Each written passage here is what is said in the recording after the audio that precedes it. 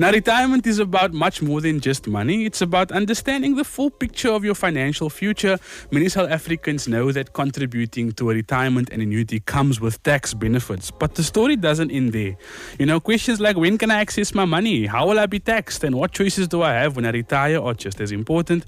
Of course, we're going to be speaking to this week. We're so glad to have our brother Muhammad Jaffer from Mojaf Financial Services with us again. And of course, last week we had Abdurrauf Hanslow. He's also with us tonight, inshallah. And at the end of this conversation, you'll have a clearer picture of how to make sure your retirement savings work for you. Of course, not just as a tax tool. Muhammad, shukran so much for coming back this week. We missed you last week. Assalamu alaikum. Wa alaikum salam wa rahmatullahi wa barakatuh. Yes, Mikhail, and it's so nice to be back in studio again. And brother Abdurrauf, how are you doing? Assalamu alaikum. Wa alaikum salam wa rahmatullahi wa barakatuh. Very, very excited to have Muhammad back with us this week. Yes, me too. Pressure was on last week. Alhamdulillah. Yeah, you listened to us last week. I can take it easy this week. Alhamdulillah. No, I must tell you, Abdurrauf, last week's conversation did yield a lot of reward, and a lot of our listeners were very engaged with that conversation. I know Brother Muhammad was listening to us as well, and I found some comfort in that, but you know, it was sad to not have him with us, and I'm so grateful that he's with us tonight again. Alhamdulillah. So, where do we begin? Let's talk about tax, Muhammad. I think we were speaking off air about this. There's a calculation you told me about that has now slipped my mind. So let's talk about that for a moment. Okay, Mikhail, what if I tell you, Mikhail, you give me, or I'll give you 1,000 rands. I give you 1,000 rands. And no, let's take it the other way around. You give me 1,000 rands. Yeah. I give you back 450 rand. Mm-hmm. But at the end of the day, I still have the full 1,000 rands. Am I confusing you? No. So it sounds wrong. Exactly, yes, yeah. So what happens is actually, say for instance, and I'm going to take the highest tax bracket here. So if you fall in the 45% tax bracket, and I would like the listeners to take a piece of paper and follow me now. Yeah. So if you fall in the 45% tax bracket, mm-hmm. you're earning, and I'm going to use round figures, it's easy to explain. You're earning 100,000 rands a month. Okay. What SARS is saying, that if you fall in a 45% tax bracket, mm-hmm. for every 1,000 rands that you put into a pension product, like a retirement annuity, a pension fund, yes, SARS will give you back 45%, which is 450 rand. Yeah. As a tax incentive for putting away for your retirement. Oh. So that means to say you're getting a 45% return on your investment from day one. Wow. So to me, it is an absolute no-brainer. Yeah. So you get the full tax benefit. Yes. So what's happening, and people know this, you complete your tax return at the end of the year. Yeah. And the first thing the accountant will ask you, have you got a RA or have you got a pension fund? Yes. And the reason for that is because he or she wants to work out what deductions, what can they deduct from a tax point of view. Yeah. Because the government and SARS, the government wants to encourage us to put away for our retirement. Yes. And as an employer, that is but the only real tax benefit that you can get when you actually invest for your own future. Yes. So now, if you, for argument's sake, say, listen, I'm getting that 45% back every year. On top of it, I get a 10% return on my investment, which means that you are getting now a 55% return on your investment. Yes. Now, Mikhail, I don't know. I don't want to say not even Grand West will give you that, but that's true. So you know, it's now. It is so important for people to take advantage of that, because now, if you look at it and when you sit down with your financial advisor, what I would advise you to do is to, obviously, because what you can do is you can put up to 27.5%, of your salary, of your income, you can put into a retirement annuity or pension product. Okay. So obviously SARS is also then, or the government is saying, look, we don't want the wealthy to exploit this, so we will cap it at 350,000 rands. Okay. So that means to say the maximum amount that you can put into a retirement product and get the full tax benefit is 350,000 rands a year. Okay. Mohammed, if I can just say something there as well. Yes. But of course. The previous percentage was obviously 15% a few years back. Correct. And this is actually a massive thing, because if you think 15% compared to 27.5%, that's 12.5% that the government's giving concessions on. Yeah. So there's an additional concession given now to income earners of another 12.5% on top of the 15%. So obviously this is this is a reform that the government is obviously trying their utmost to make you benefit the most out of what you're earning and you're saving. Sorry, Mohammed. No, spot on, and thanks for clarifying that, Abdurauf. And now, Michaela, don't stop there. I was going to ask, it continues. There's more. There's more, yeah. Okay. So what I typically would tell clients is, say for instance, you're now putting in that money, you're taking advantage of your tax return. Yeah. So now this is what we call pre-tax money. Okay. So you now put that money in and you get the tax benefit. So SARS gives you back at the end of the year, for argument's sake, SARS is giving you back 30,000 rands. Yeah. What I then tell clients, don't, Mikhail, I know what you're going to do is you're going to already plan what am I going to do with that 30,000. I'm already planning it now. It's not even there yet, but it's here in my brain. I'm thinking about it. No, what I will tell you, this is what I would suggest you do is, Yeah. now you're going to get that 30,000 back. Yes. So now that is what we call after-tax money. Okay. It's money that SARS has given you back. Now you take that money and you put that money into a tax-free investment. Okay. Now a tax-free investment, I'll get to the rules just now. Yes. But a tax-free investment, what SARS is saying again, is that whatever, firstly, a tax-free investment is what we call after-tax money, meaning that you're not getting a tax benefit for putting the money into a tax-free investment. However, what benefit you do get is that whatever dividends, capital gains tax, or interest income that is generated in the investment is not taxed. Okay. So there you get another benefit.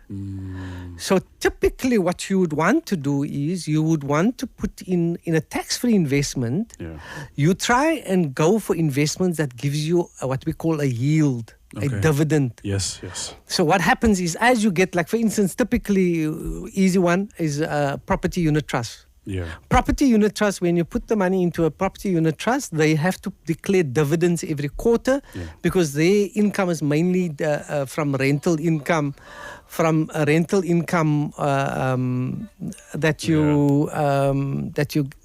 that they get. So they have to distribute this on a quarterly basis. Yeah. So now you're getting those dividends that are coming into your investment, and the tax-free investment, the rules around that is saying, no, you're getting that for mahala, free. Wow. Doesn't get taxed. So use your retirement annuity on the one side with pre-tax money, and use your tax-free investment for after-tax money.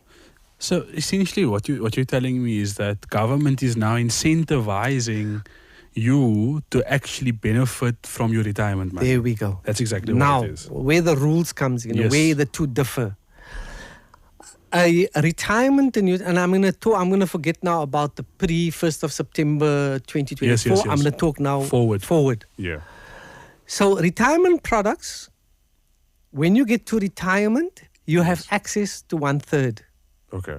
The 2/3 must be transferred into a retirement, into a living annuity or a life annuity, which I'll explain. Yes. Hopefully, if we have time later, or otherwise next week. Inshallah, So, the 1/3 you can get back. Yes. The 2/3 must go into an annuity to give you a monthly income. Okay. Now, the 2/3, obviously, you'll get that on a monthly basis. Also, what SARS is also saying, on top of it, if you are of the 1/3 that you're going to take as a lump sum, up to 500,000 will be exempted from tax. Yeah. Okay. Now, look, then there's a tax table. If the next 225,000 will be taxed at 18, the next 250 will be taxed at 27, and the maximum amount then goes up to 36%. Okay.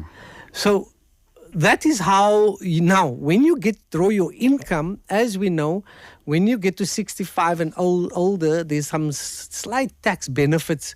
The tax table changes for the 65 and then for the 70, 75-year-olds. So there again, you could have a tax benefit from the money that you get in. Okay. So that's a retirement annuity. You can't touch your money until you get to the age of 55 and older. Yeah. 1/3, 2/3 go into an annuity Yeah. to give you a monthly income, as we call it, a monthly pension. The tax-free investment, the rules goes around that you can put a maximum of 500,000 over your lifetime, Okay. with a maximum of 36,000 rands per annum. Okay. The reason why SARS is or the government has put this in place is because obviously they don't want the wealthy to take advantage of it. Of course. So, however, you do have access to your capital. Okay. Whereas with the pension product, you don't have. But with a tax-free investment, you do have access. Okay. However, so say for instance, Mikhail, you have now made use of 100,000 rands of your allocation that you can. Remember, I said you can do up to 500,000. Yeah. So now you've used up 100,000. And something you are in desperate need of funds, and you go and you can draw the 100,000. Yes. You can draw the 100,000. However, the clock doesn't turn back. Okay. Meaning, you're now not going to go back to 500,000. You've already used up your 100,000. You're still carrying on from 400,000 that is left.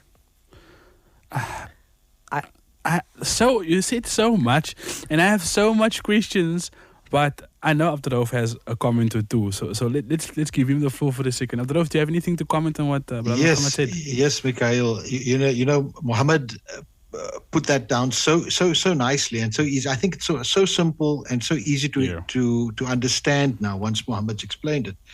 But you know, the one thing that we live in South Africa, or at least you live in South Africa. Yeah. And in South Africa, everyone faces challenges. Mm-hmm. And obviously, you know, when one looks at the types of reforms that has been made in retirement savings for the communities of South Africa, that's obviously because of the pressures of society.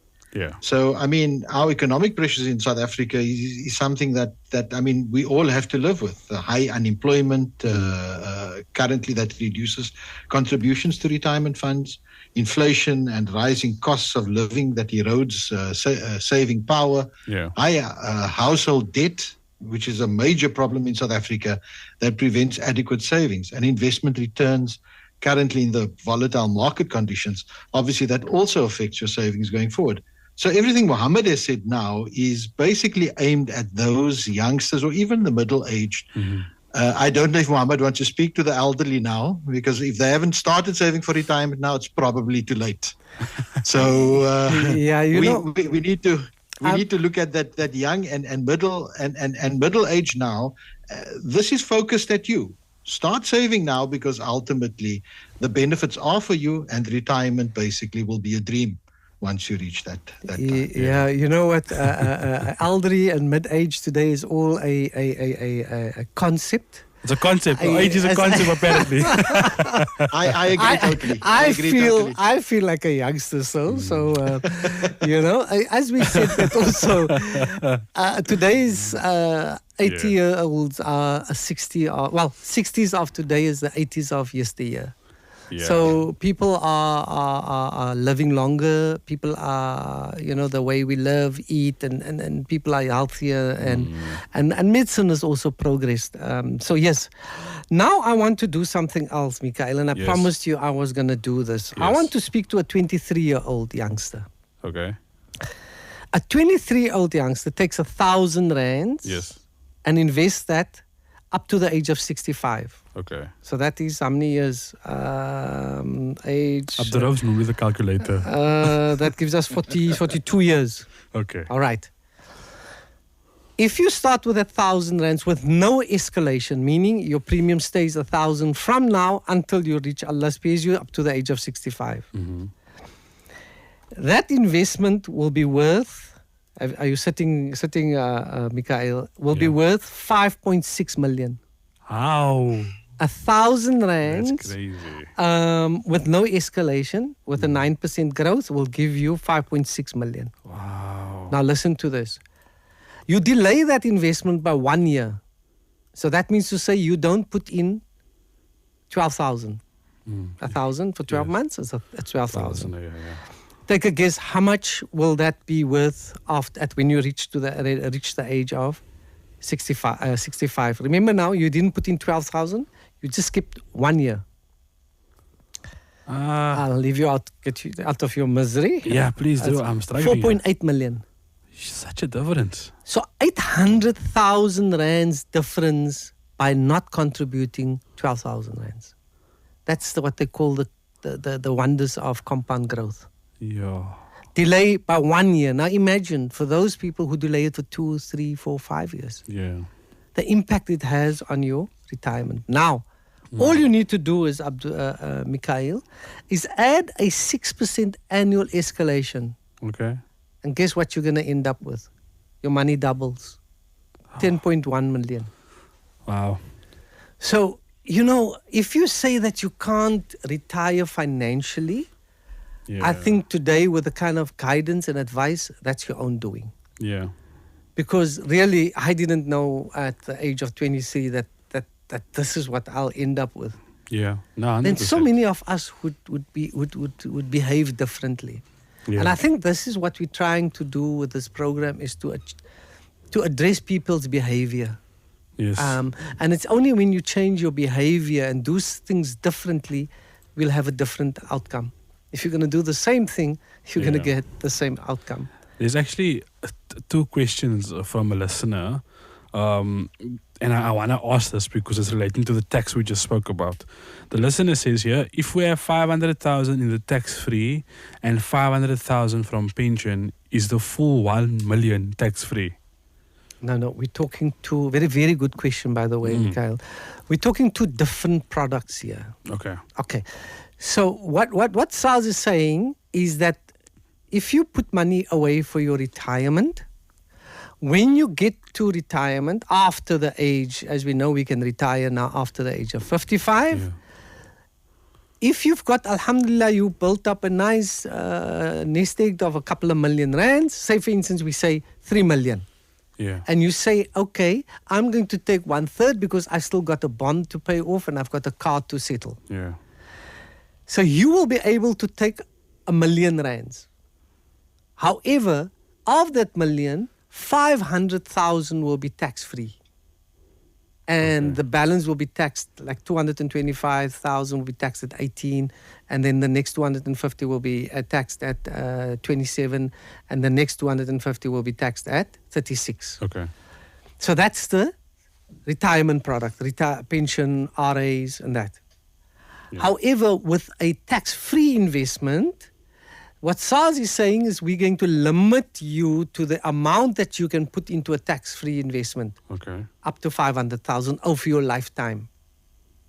Okay. So that's what you can put in. And also further limit is that you can put in maximum of 36,000 rands per year. Yeah. I hope that clarifies it for the listener. Then that same listener asked another question around compound growth. They asked, is there any form of halal compound growth? Absolutely. You're speaking to the person who specializes in Sharia investing. And, so because he said, I thought compound growth is only interest-based products. No, definitely not. There are so many. In fact, alhamdulillah, I've just stumbled. One of the funds that I used early on, it's a property unit trust. For years, I've been looking for a Sharia compliant property unit trust, and a couple of months ago, alhamdulillah, I stumbled on one in South Africa. It's I have access to it locally, but it's an offshore fund. Okay. So yes, there are so many Sharia alternatives today. In fact, in a couple of months' time, I will break the news, maybe in a month or two time. I'm working with a company that is doing amazing work in the Sharia space. Amazing.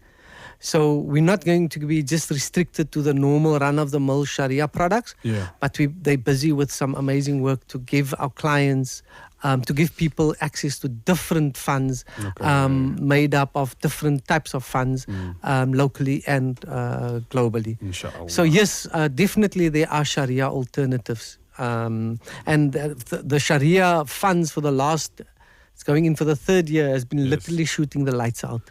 And this listener actually says they are interested in those products. Inshallah, they will reach out. Inshallah. There you have it. There you have it. I think that was a very good question. Shukran to that listener, Butanaim, for sending those questions in. Inshallah, we'll make sure that we get you in touch with relevant people around that. Inshallah. So, Muhammad, you were on something. You asked those questions. So I want to tell you something else also, Mikhail. And that is the you know, when we look at the figures that I gave you earlier on, 5 million and 10 million. Wow, it's big. It's a lot of money. What we must bear in mind, the cancer of investing is what? I don't know. Inflation. Oh yeah, that makes sense. Inflation's been a problem for everyone. Exactly. I mean, last week, myself and Abdurrahman for covering, the price of bread in 2009 was 8 rand. There we go. I can remember as a youngster, as a young man, talking in the 1970s, a loaf of bread would cost you 5 cents. I actually saw a newspaper ad, a Toyota, what's this van's called, man? The Hiace, 3,000 rand in 1975. 3,000 rand. Yeah, we bought our first Toyota Sprinter in 1982. 1982. It cost us 5,500 rand. Your monthly repayment was 250 rand a month. Subhanallah. So inflation is the problem. So now, for somebody who's currently earning, or say, listen, I would want, at the age of 22, I am currently getting in I'm earning 15,000 rands a month. I would want that as an income at retirement at the age of 65. At an inflation of 6%, take a guess how much that would be. 15,000 today is going to be equivalent to what at the age of 65? Please tell me please don't tell. You're going to give me a heart attack now. 163,550. Subhanallah. So that is interest. I mean, sorry, not interest, but inflation. Yeah. So can you now see what sounds a lot, 5 or 10 million sounds a lot, how inflation actually reduces that? Yeah. All right. I'm sure. So Muhammad, your perfect example there is you gave such a nice figure earlier on with the 1,000 rand savings for a 23-year-old. So basically that amount that you gave at retirement for that 23-year-old, that's not the amount that in today's terms that we would expect. In value, it would actually be far, far less. Absolutely. Yeah. So that's why it is so important when you sit with your advisor that those type of calculation, the inflationary impact on your investments must be shown to you, and to show you that this is what the impact of inflation will have on your investment. That's the one thing. The second thing that people must also be aware of is the cost. There are different types of costs that has impact. For instance, your advisor's fees, the fund manager's fees, the platform fees. So these are all the different fees. And you must make sure that you understand what those fees are and negotiate with your advisor. You know, I'm not saying that you need to just focus on the fees all the time. But it's important because 0.5% over a 20-25 year span, it's got a huge impact. In fact, I will do a calculation and just show people what impact 0.5% will have over a extended period of time. So make sure that you are aware of these things and your advisor discuss these things with you. Now, what I want to do is, I don't know if time will allow us. What I will just 2 start minutes. with, what I will just start with, and then maybe the week after we can talk of the different types of retirement products. But what I want to just touch on is what impact divorce not only have you on you financially, emotionally, and and your family and your children, but what impact it has on you financially. Yeah. You could have been saving, married for how many years, saving for 20, 30 years. You end up with your 10 million, and sadly you get divorced. The divorce order is going to say that 50% of that belongs to your ex-spouse. Yeah. So there goes 50% of that. You thought you had 5 million, now you'll have 2.5 million. Now the impact on that is devastating. Because if that was going to be your retirement pot, it's just overnight it was halved. So people must just take and make sure that those things are taken care of. Last thing that I want to say. Yes. Particularly for people who are in business, and when you put money into a retirement product, Allah forbids, if something goes wrong in your business, creditors cannot touch your RAs or your pension product. Yeah. They can't. They can't touch it. That's the one thing. The second thing, that 10 or 5 million is excluded from your estate. So let's work on 10 million. Abdurrauf, your calculator, 10 million. If you say 20% tax that you would have paid on 10 million is how much? 2 million rand. 2 million. There we go. Okay. 2 million rand savings from an estate point of view that you are saving by putting money into a retirement product. Okay. I'd like to continue this conversation, gentlemen. However, we have run out of time. But inshallah, next week we'll definitely have that conversation. I think that's a very important one. Muhammad Jaffa, shukran so much for coming in. And Abdurrauf Hamza, shukran so much for joining the call. Have a fantastic evening further. All the best. Assalamu alaikum. Wa alaikum salam. Wa alaikum salam wa rahmatullahi wa barakatuh. That right there was the voices of, once again, Muhammad Jaffa from Moja Financial Services, and of course Abdurrauf Hanslow. And we were talking on our segment here about the tax implications of retirement annuities and also how to beat the system for the most part. But of course that brings us to the end of that segment. But we're going to take a short break now for the waqt of Maghrib. The adhan is at 18:51. Then after that we'll come back for our second segment of the night, inshallah. So stay tuned.